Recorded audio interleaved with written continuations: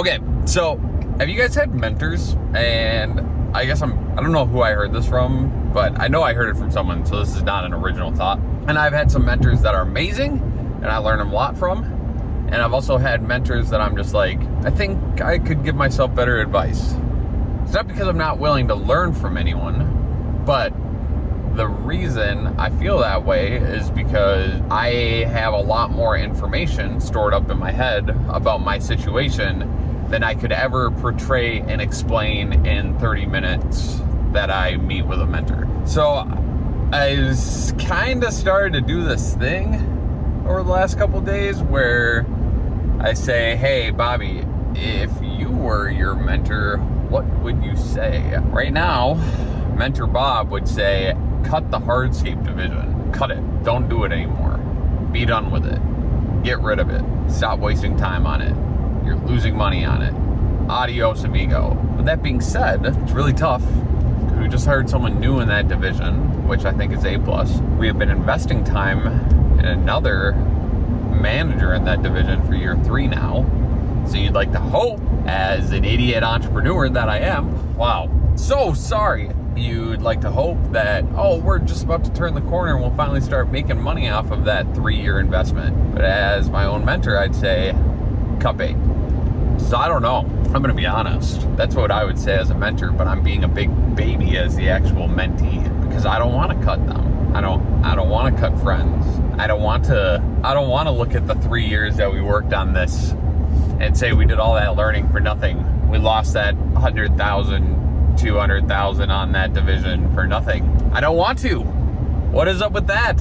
Why am I being a baby? And also, I think I'm being a baby because it's like, if I do that, our sexy revenue numbers are gonna go down. It doesn't matter, we're not making a profit, so why should I care? I shouldn't. Having the company make an extra 50 to 70 grand a month, but make no profit. Well, I mean, congratulations, Bobby. You're making more work for yourself every month. Nice, that's a sweet deal. Because Mentor Bob thinks that he should do one thing, and Mentee Bob, that is pathetic and a baby, is not willing to do that thing yet because he just hired someone in hopes that it'll make it better. So I don't know how much time to give it.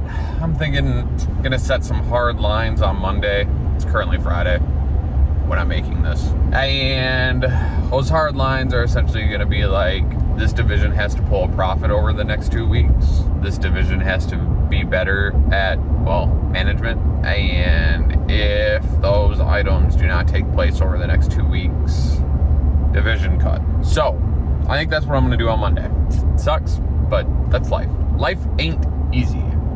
And if everything was easy, everyone would be doing it. Because newsflash for all of you guys, running a business isn't easy. Wow, or else everyone would do it. Second newsflash that I recently really learned and have really digested recently. I knew running a business in 2 states was going to be hard, but I did not know how hard it would be. Like, for me, I mean, this is me. Other people are much smarter than me, so it might be way easier for them. But for me, it is challenging. For me, I had always thought that, okay, if we have one company in one state and one in the other, they're gonna run independently of each other and they're not gonna hurt one another. That's not the case. Arizona has done bad enough that we have to pull profits from Minnesota to cover the mistakes in Arizona. And ultimately, even if Minnesota is doing just fine, when covering the mistakes and losses of Arizona with profits from Minnesota, it honestly kind of makes it feel like everything is struggling. Like, it's hard, even though they're making up for Arizona stuff, or Minnesota is, in your head, you still feel like, man, why is Minnesota not working? Because we do not have a bundle of profit to work with. And the truth is, it's because it's going to Arizona. So yeah, I didn't realize how much of a toll mentally the 2 locations could place, and how much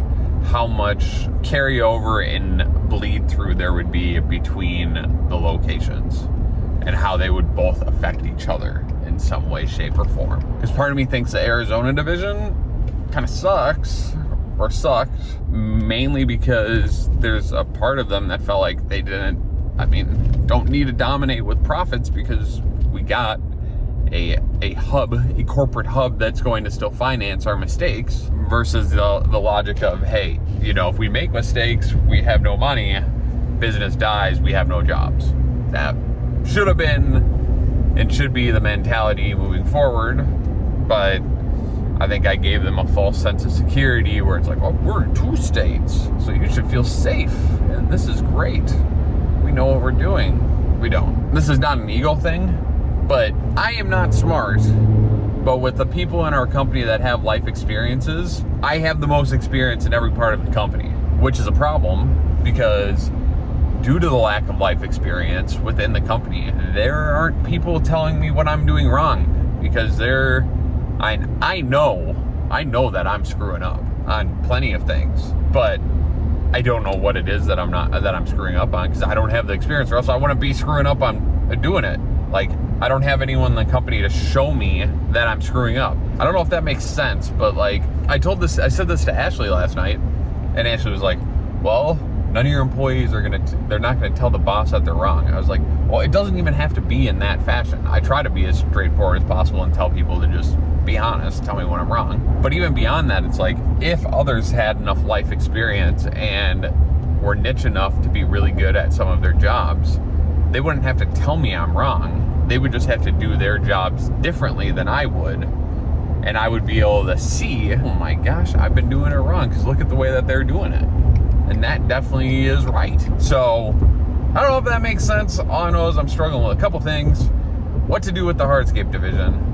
Number 2, how to find people and add them to the company that know a lot more than me so they can tell me that I'm wrong so I can get better at my job. Number 3, I need to start listening to my mentor self. So, number 4, gosh, this is a long one today. Number 4 is, I think, the most valuable thing that I might be able to do for this company is spend every day hanging with clients and spend every day walking or driving from job site to job site multiple times for little 20-minute subsections,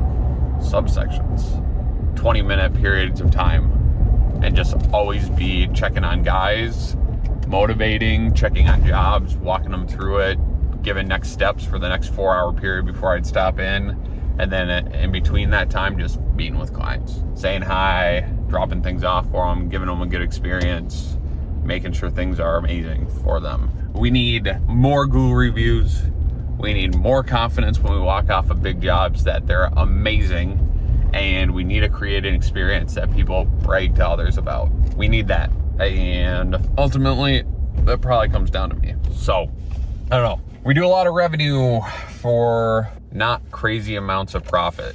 Therefore, whatever pivot I choose to make here, it's going to be a big one because, so I mean, really, honestly, it doesn't matter if you're doing $1 million, $2, $3, $4, $5, $6, $10 million. If you only pull in 5% or something like that, who freaking cares? Wouldn't you rather do a whole lot less revenue and bring in the same amount of money and have a lot less work to do? Yeah, probably. So, yeah, I gotta just not be scared of making a big change. A big change in just approach, lifestyle, focus, everything. So, I think that is coming on 21st. I think I'm gonna roll out all the big changes when we roll out our 4-day work week. And I did send out the memos to all employees yesterday. I took a team to dinner last night as well. Some full-timers that are gonna stick through the winter. Yeah, sent that out and let everyone know. 4-day work week. That is starting the 21st, and it is going to be awesome. So I think I'm gonna roll out my other changes at the same time, and hopefully we can make an epic change to 3 T's. It's gonna be epic. Epic. Okay, thanks.